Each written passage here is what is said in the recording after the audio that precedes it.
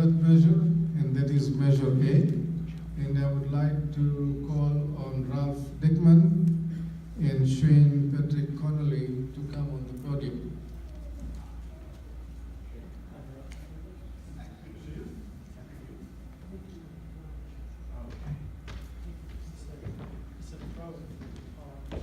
I think the clock hasn't started yet.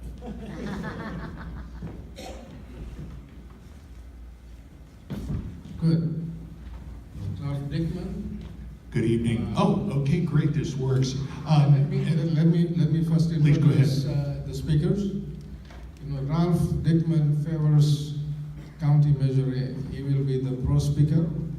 Ralph is a development officer at Valley Medical Center Foundation, which supports the health and hospital system for the Santa Clara County. He is a former chair of the VMC Foundation and treasurer for the Mature Health Living Foundation. He is former VP and private health advisor at Union Bank and City National Bank, and former product marketing director at various technology companies. He has a BA in English from Trinity College in Hartford, Connecticut. Please help me welcome Ralph Diekman. Now, the co-speaker is Shane Patrick Connolly. He is Chief of Staff for our Council member, Johnny Camus. He is also Vice Chair for the Santa Clara County Republican Party. He is also a California Republican Party delegate. He is CFO of the Willow Glen Creek Homeowners Association. And he has been a county manager and business unit controller for a large manufacturer of paper-based packaging. He has a BS and MBA from the State University of New York in Buffalo. Please help me welcome Shane Patrick Connolly. So let's start the timer, Vandana, and we'll ask Ralph to start his case. Good evening. I have the distinct pleasure of speaking to you in regards to a tax measure that will not increase your taxes, but will maintain taxes that are currently in place, specifically to the benefit of our county. The 1/8 of 1% tax is going to be used for the general fund of the county for things such as the sheriff's office, construction of affordable housing, which we all know is far and few between here in our county, and very near and dear to my heart, the Valley Medical Center Foundation and the county health plan. All of us who are living in this valley have seen the wonderful aspects of the economic development and the growth of literally of the wealth in this area. But there are many people in this community who do not have that advantage. And quite frankly, as I was discussing with one of your board members before, if you don't have a place to live, a permanent address, it's difficult to find a job. If you don't have a place to live, where do you go to school? If you're not well enough to work or well enough to learn, how can you progress? And many of the things that are supported by the county fall into those categories. Now, some of these statistics that I have seen, and these are from the federal government, so this is not fake news, by the way. 23% of the households in Santa Clara County have incomes of less than $50,000. That might work for you in Glendale, Ohio, where I grew up, but that is more than a struggle, if not an impossible struggle here in our valley. 50% of the households in Santa Clara County have an income of less than $100,000. In the cost environment in which people live in this community, it is very, very difficult to survive.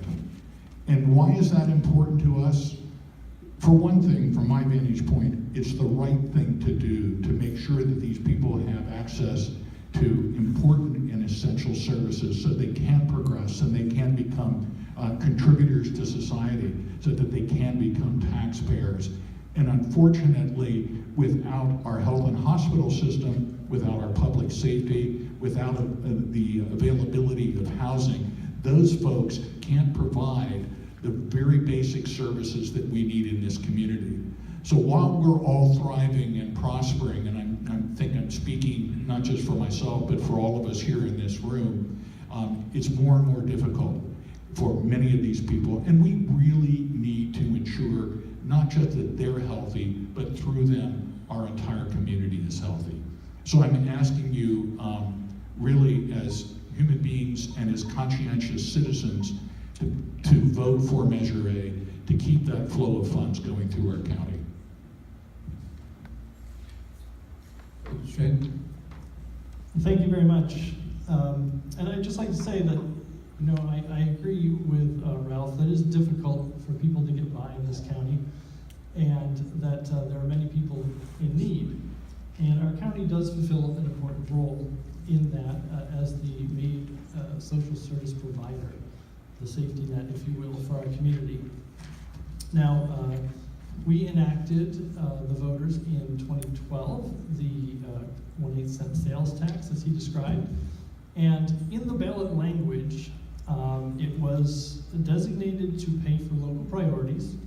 And I'll read the language from the measure: law enforcement and public safety, trauma and emergency room services, health coverage for low-income children, economic development and job creation, housing for the homeless, and programs to help students stay in school. And just a note on the housing for the homeless, in just 4 years later, we passed countywide Measure A of $950 million for housing, and that's a tax on your property. And it seems like the go-to solution for every level of government here in California is a new tax. And that makes it harder to get along and get by here in the Silicon Valley, especially for those struggling to pay for, clothes for their kids to go back to school, and shoes and things like that, on which you have to pay the sales tax, and that's what this tax applies to. So the other part of the language of the original ballot measure was that it was for a limited period of 10 years. The measure is set to expire in 2023, March 31st specifically. This was sold to us as a limited period of 10 years because it was a temporary tax measure to help the county through a crisis. We had just gone through the Great Recession. The property values is a lagging factor, an indicator, and they come down slower than the economy in general. And so after 2008, 2009, the property values fell, and then you get assessed, and the values drop dramatically. And so they came to us hat in hand and said, we need help just to maintain these critical services, which Ralph described. And they also said that the employees were making big sacrifices, and as of their 2014 report on the measure, the employees had given up $21.5 million in benefits and pay, which actually was only 2/3 of what they had said they were going to give up if we did this part, if we taxpayers kicked in, that they would kick in as well. And that amounts to less than 0.3%, 0.3% of the budget of the county. And so, by contrast, in the city of San Jose, our employees all gave up 10% during the Great Recession to help keep services alive. But the S&A folks, have a number in their ballot measure that over the course of this, they gave up a total of $75 million. So even if you give them the $75 million, that's 1% of the county's one-year budget. And so the sacrifices that the taxpayers are making have been far greater. The money, as he described, went into the general fund, and tax revenues were seriously reduced during the Great Recession, but they've recovered, and they've more than recovered and now exceed their previous levels. Thank you, Sean. Thank you, Shane. Now we will have questions of the speakers. Matt, you have some written questions? Yes. Sorry, it's a little loud. Hi, everyone. I have my first question here. If you could let me know if you're addressing it to the pro speaker or the con speaker, that would be helpful. The first question, actually, both of these are getting at how much, so this could go to either of you, how much money does the current tax generate and how is the money being spent, maybe more specifically? Now you have 90 seconds, each one of you, to respond. It's in the 2018 budget, it was designated at 52 million, I want to say, for the anticipated revenue from the tax. It's varied around $50 million roughly each year. So if you take a look at the Santa Clara County budget, the total budget each year is approximately $4 billion. And surprisingly, slightly over half of that goes to the health and hospital system of the county. So that's where half of that goes, because the money's going into the general fund. Before the Affordable Care Act, the hospital was running at a deficit of approximately $45 million per year. With participants in the Affordable Care Act, that hospital has now, not the health and hospital system, but the hospital itself has become cash flow positive. But the big thing that I'm worried about, and a lot of us are worried about right now, is with the repeal of the individual mandate for the Affordable Care Act, we're going to see more and more people who are going to decide, because of economic issues, not to buy health insurance, and we're going to start to see a deficit in the hospital again. And we're also going to see most of those people coming to the emergency room. So I think when you look at 50% of the budget going to health and hospital system, and the issues that we have on the horizon with the Affordable Care Act, that's a key concern in regards to the distribution of these funds. Great, so we have a question for the pro speaker. Oh, Sorry, you I was going to want- say to that point, so I went back through the budgets, and the county budgets didn't total up the employees before 2014. So just from 2014 to 2018, the health and human services hiring has increased 19%, and we all agree that we need a health and human services safety net, right? However, all other employees at the county the hiring has increased at 21% pace, 1,920 new employees, just since 2014. So if you went back to 2011, it's even greater increase in new employees at the county. Okay, moving on to the next question. We have a question for the pro side here, which is, why make this a permanent extension of the sales tax? I think the key issue right now is the fact that we have seen the challenges continue to increase as the cost of housing, the cost of healthcare have increased. There is absolutely no reason why another ballot measure could come along at another point in time when we feel it unnecessary to maintain this tax. But for the time being, we would like to make it permanent, so we don't have to come back to you every 4, 6, 10 years. And I believe that if you promise that something is a temporary tax and it was meant to fill in a time of need, that it should go away when it's no longer needed, which it was scheduled to do in 2023.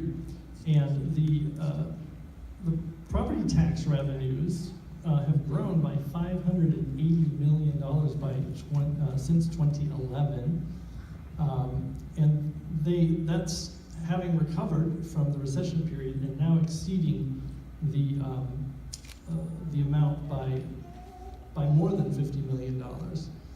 So we have that money now that we were missing, and we should be spending that money and not this additional $50 million, which seems to be get diverted to other purposes. It goes into the general fund, as Ralph described, and so therefore it can be spent on anything. And we have 2 new offices in the county with one office with 4 employees for employment enforcement, which is a function of the state, and we have another office which does good things, but it's the Office of LGBTQ Affairs, and that had started out with 3 employees, now has as many as 11 employees. And these, so the county really needs to decide on essential services, focus the money on those, the people most in need, the homeless on our streets, the mentally ill, and spend the money we have on that, and keep the promise. If I could just add one more thing to that, and this is just a simple fact. During that time, the Treasury, the amount of excess money that the county maintains has not changed significantly. So the money that was raised and is continuing to be raised by this measure is going to services. It's not sitting idle. Thank you, Ralph. Matt, please. Sure, we have a question for the con side, which is to, and I think, Shane, you started to get into this, but to specify which county programs or healthcare spending you would like to see cut or reduced as a result of not extending the tax. So I wouldn't cut any of the health and human service spending that we're doing. And as I said, as Ralph described, it's about half the budget. But the other half has a lot of fat. It has a lot of waste. I described a couple of the offices, the Office of Labor Standards Enforcement, the Office of LGBTQ Affairs. We have one supervisor brought forward a measure, a proposal to spend $5 million to build monuments to the great women of our valley, which is a very worthwhile cause. However, we're doing that here in our community to honor Pat Dando, but with private funds.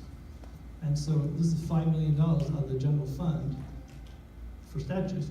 And they're also providing millions of dollars in grants when totaled up, many who received some before, so these represent increases in those amounts of the agencies that backed Measure A. So there's definitely an interest of the agencies that are getting the money in promoting, continuing the tax, because then they'll continue to get their grants from Measure A. Do you want to respond to that? No, I really have no response to that. I think that the budget speaks for itself. The challenges continue. Maybe I will bring up a couple of points. The Valley Medical Center Emergency Room is one of the absolute best in the community. And our spinal cord and traumatic brain injury clinic is one of the best in the nation. When the Irish students were injured on the balcony in Berkeley, where did they go for the rehabilitation? Valley Med. When Brian Stowe was beaten within an inch of his life, where did we send him? We sent him to Valley Med. Our emergency room is overwhelmed. We need to extend it. Myself, as a paying member of the Valley Health Plan, tried to set an annual dermatology appointment. Old guy who spent a lot of time out in the sun. The first appointment available to me is 5 months from now. We've got a long way to go, folks, and we need the funding to make it happen. Thank you, Ralph. Do we have time for any more questions, or is it time to move on? Go ahead if you have another question. I have two more from the community here. I'll just do rapid fire. And Rob, I think they're both directed at you, but Shane, of course, you can respond. We'll just try to keep each response to about a minute. The first is it premature to extend a tax that expires in 2023? So I think a question of timing. The second has to do with hospital purchases in South County. And is this tax needed because maybe those purchases have not worked out as well as expected?